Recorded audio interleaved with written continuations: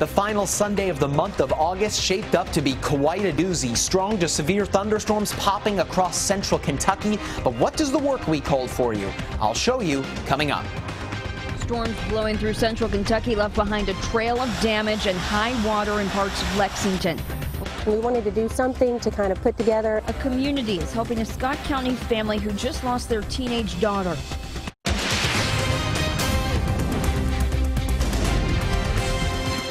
WKYT News starts now with First Alert Weather.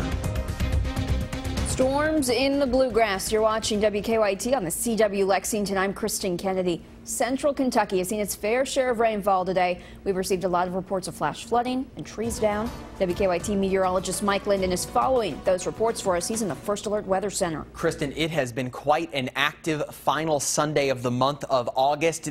All of the storms that we're looking at right now on the Defender Radar Network, these weren't here about 2.5 hours ago. All of that tropical moisture in the air has finally come to a head. We went from 0 to 100 quite quickly. Let's take a look at what we're dealing with here in central Kentucky. Notice how everything kind of sends out like a wave away from Lexington. It is quite an interesting weather event going on this evening as the storms radiate out and away from Lexington. Now, we are dealing with some heavy rainfall, gusty winds right now in the Madison County area, and that is pushing westward into portions of Garrett, Anderson, and Lincoln counties. All of that lightning that you're seeing was within the past 5 to 15 minutes. Dealing with some flash flood warnings, too. That includes the city of Berea and Madison County until 7:45 this evening. To our north, also dealing with a pair of flash flood warnings in Grant and Owen counties. The one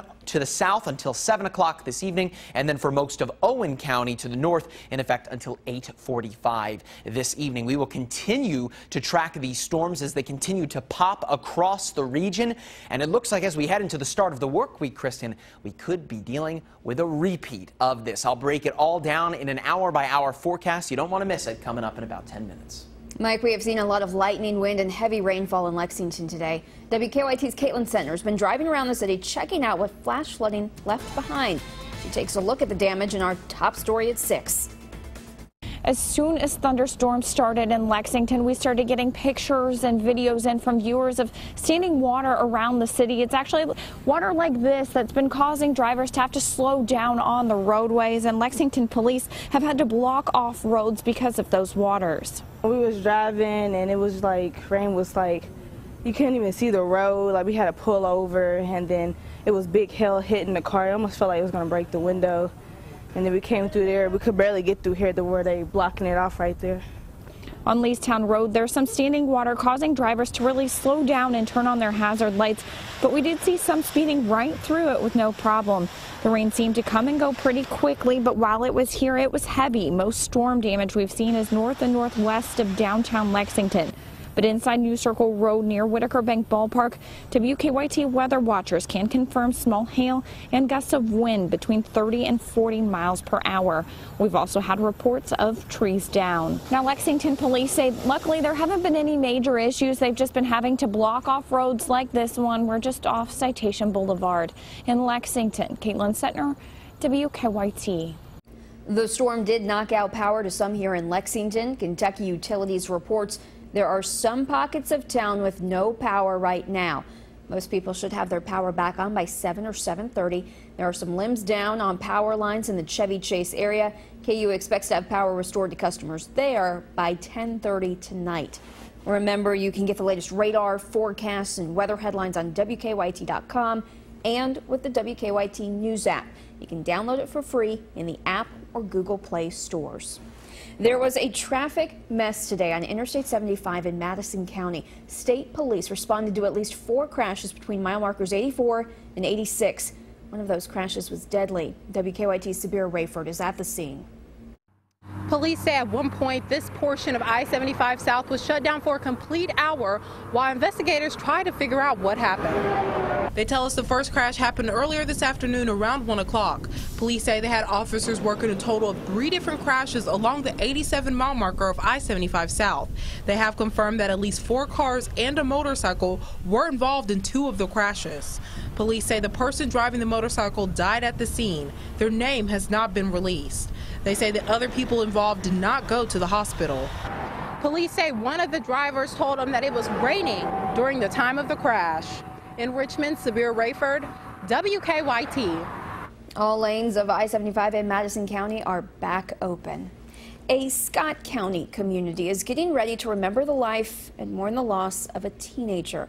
15-year-old Morgan Penn died yesterday morning. Troopers say she was sleeping over at a home and stamping ground when bullets fired outside the house struck and killed her. 27-year-old Michael Davidson is charged with her murder. WKYT's Mike Byer shows us how the community is remembering the teen. I'm at the Scott County Detention Center where Michael Davidson sits behind bars. Police say Davidson shot and killed 15-year-old Morgan Penn. Kentucky State Police say Davidson fired shots outside of a stamping ground home yesterday morning at the Parker's Mobile Home Park, hitting and killing Penn, who was inside. Family members say she didn't live in the house but was there for a sleepover. Troopers say Georgetown police spotted Davidson's vehicle shortly after the shooting and attempted to pull him over. Police say Davidson did not stop and they chased him into Franklin County, where he was arrested. The community is now rallying around the young girl's family. A vigil will take place tonight at 7 at Stamping Ground Baptist Church. Penn didn't go to church here, but has a cousin who does. We wanted to do something to kind of put together an event for the family and for the community to be able to express their feelings and to just kind of get together and mourn together. Now Davidson is charged with murder. Police say other charges are pending. In Scott County, Mike Byer, WKYT. The vigil will take place on the front steps of the church. Organizers say anyone is welcome. The 2 nuns murdered in Mississippi this week are being remembered tonight. Rodney Earl Sanders is charged with 2 counts of capital murder. Investigators say he has confessed to killing the nuns. Police found Sister Paula Merrill and Sister Margaret Held earlier this week dead in the home they shared in Durant, Mississippi. Merrill was a member of the Sisters of Charity of Nazareth, based in Nelson County, Kentucky. She will be buried near the congregation's headquarters. There is a wake for both tonight at St. Thomas Church in Lexington, Mississippi, starting at 6:30. There will be a memorial mass tomorrow at the Cathedral of St. Peter the Apostle in Jackson. Kentucky State Police in Warren County are trying to figure out how a body ended up in a creek. Troopers say a kayaker found a body Saturday in Drake's Creek. We do not have a name or gender at this time. The body is now in Louisville for an autopsy. Louisville police want help finding a missing 1-year-old girl. Police believe Ayanna Bright is with her father, Bradley Scott Bright. They say he was supposed to take her home this morning. Police are worried he may harm himself or Ayanna. He is driving a black Volkswagen Passat. They are giving the gift of hearing. The UK basketball team is partnering with the Starkey Hearing Foundation to change lives here in Lexington. The foundation is providing hearing aids to patients. Current and former UK basketball players are there helping out. WKYT's Lee K. Howard stopped by, and he's covering this heartwarming giveaway coming up in sports. Still to come on WKYT on the CW Lexington. Fans of flight were in Montgomery County getting an up-close look at aircraft. Now, your hour-by-hour forecast with Mike Linden.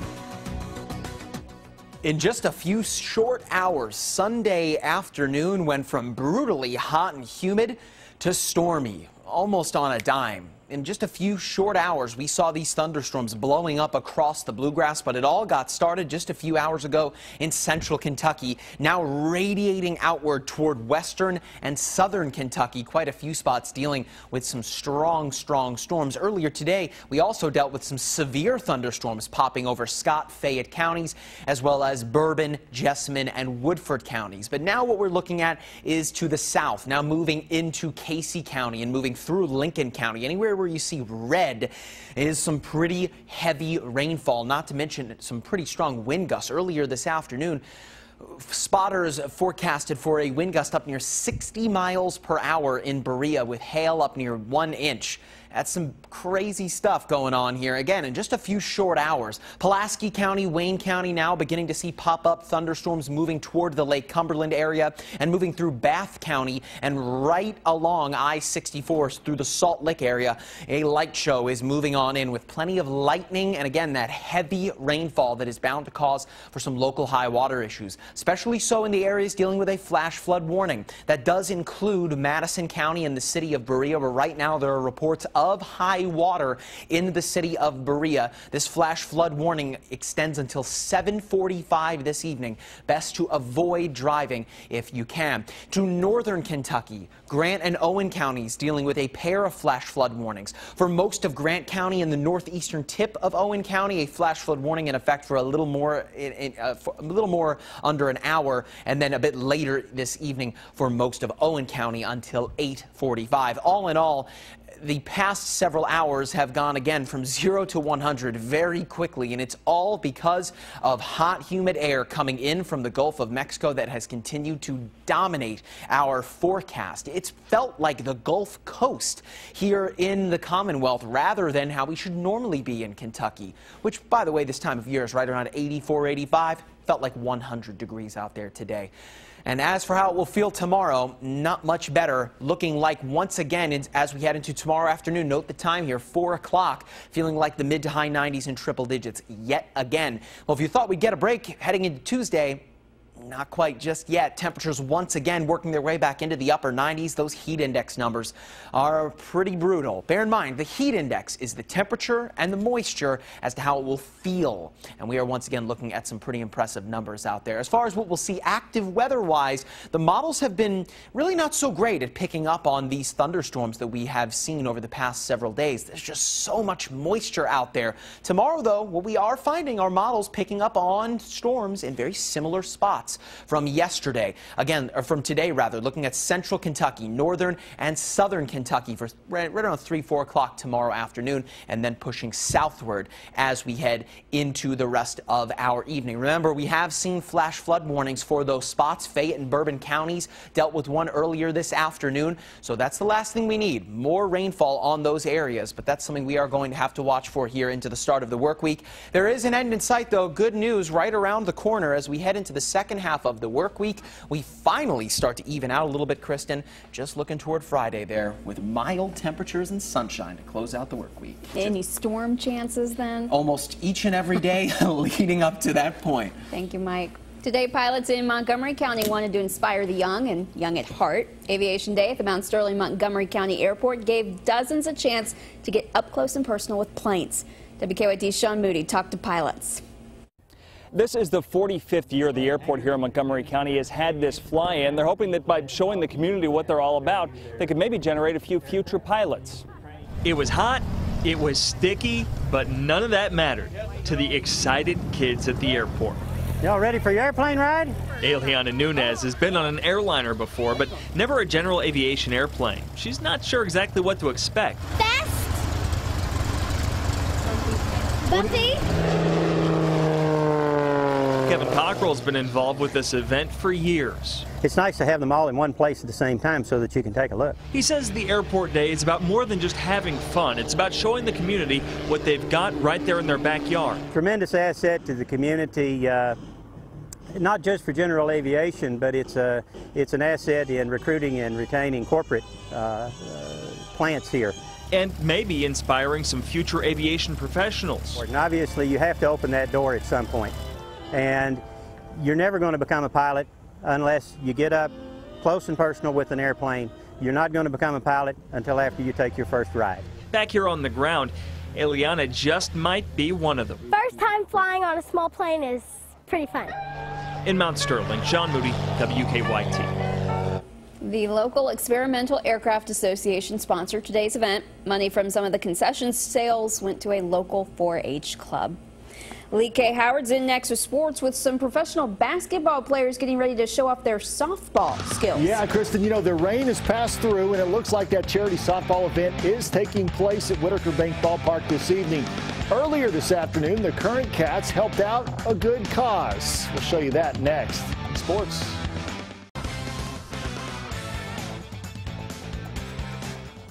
We know guys like Carl Anthony Towns, Michael Kidd Gilchrist, and Nerlens Noel are exceptional on the hardwood, but tonight we find out how they fare on the softball diamond. John Calipari hosting the inaugural Celebrity Softball Classic in town this evening. Proceeds going to the Red Cross of Baton Rouge. That event is taking place as we speak. Earlier this afternoon, Calipari and his current group of Wildcats teamed up with the Starkey Foundation, giving out hearing aids to close to 100 Kentucky residents. That event was followed by the Home Run Derby competition, and Coach Calipari told us earlier in the week that he had a favorite in that competition. I have the dark horse, and he's over 50. The dark horse, John Robick. If anybody wants to make a wager on that, you let me know and we'll make a wager. We may even call some fans out of the stands to get involved in the Home Run Derby. So because Rupp is under construction of what they're doing and we cannot play the alumni game, this is what we were doing. And you know what? It's a good thing now because we are using the money for all the stuff down in Baton Rouge. No word yet on how John Robick has fared in that Home Run Derby competition. Well, when Mark Stoops first arrived at UK, the cupboard was bare at the wide receiver position. Going into Stoops' fourth year now, it's likely the Wildcats' deepest position on the field. The group is led by a group of veteran upperclassmen, senior Ryan Timmons and juniors Jeff Badette, Dorian Baker, Garrett Johnson, and Blake Bone. The group has made big strides under new UK offensive staff during the offseason. It's apples and oranges from when we first got here in January to where they are right now. They're working their butt off. They understand what effort is. They understand how to run their routes. They understand what to do. And again, they've been through a lot. They have run miles upon miles upon miles in this camp, and they keep coming and they keep coming and they keep coming ready to fight. And it's making them better, so they'll go make plays in the game. Really proud of that group. Coach Thomas and Coach Mangino have done a great job with them. And the competition at wide receiver isn't just among the talented upperclassmen, but a pair of redshirt freshmen, Taven Richardson and Jabari Greenwood, had an excellent camp, and they should see some playing time this season. Wide receivers coach Lamar Thomas said both young guys are a joy to coach. They add to the competition. You know, when you have two redshirt freshmen behind you, that's adding pressure to you every day. It makes those first team guys really perform. And actually, there have been a couple practices where they were working with the ones, that's the way it goes. I mean, these guys they've come out and they've earned it. I think you'll see some good things from them this year, whether it's starting or being good quality backups. That first test of the season against Southern Miss is next Saturday, 7:30 kickoff at Commonwealth Stadium. It will be televised by ESPNU. Just 6 days until kickoff. The number 6 worn by current Wildcat Blake Bone and former Cats Dallas Owens and Russell Hairston, among others. Running backs Boone Williams and JoJo Kemp each had 6 rushing touchdowns last season, and 6 UK players have been named to the National Football Foundation College Hall of Fame. Bob Gain, Babe Perilli, Bear Bryant, Steve Meilinger, Lou Michaels, and Jerry Claiborne. You can see all their countdown days over at WKYT.com. Well, due to weather delays on Saturday night, the second game of a doubleheader between Lafayette and Boyle County didn't kick off till 10:30, and it finished a few minutes after 1 a.m. this morning. And while most of you were sleeping, these two teams were making big plays like this one by Lafayette quarterback Walker Wood. He's a UK commit, by the way, weaving his way through the Boyle County defense. Check that out. He's going to go 67 yards, and no one was going to stop him. Wood had 188 yards rushing and 4 rushing touchdowns to go with 219 yards passing and 2 passing touchdowns. Lafayette won by big 47-21. Sounds like there's rain outside again. Hopefully it holds off for that celebrity softball game. We will be right back with another check of weather and Mike Linden. Tuesday night's Mega Millions jackpot is $84 million. Wednesday night's Powerball jackpot is $154 million. It is messy across Lexington and across Kentucky in general. A severe thunderstorm warning in effect for Casey and Russell County until 6:45. A whole lot of lightning in that area. And Lee K, we are looking at even more thunder and lightning moving toward Whitaker Bank Ballpark. We'll see if that happens. Hope to see you on WKYT if you need the latest headlines.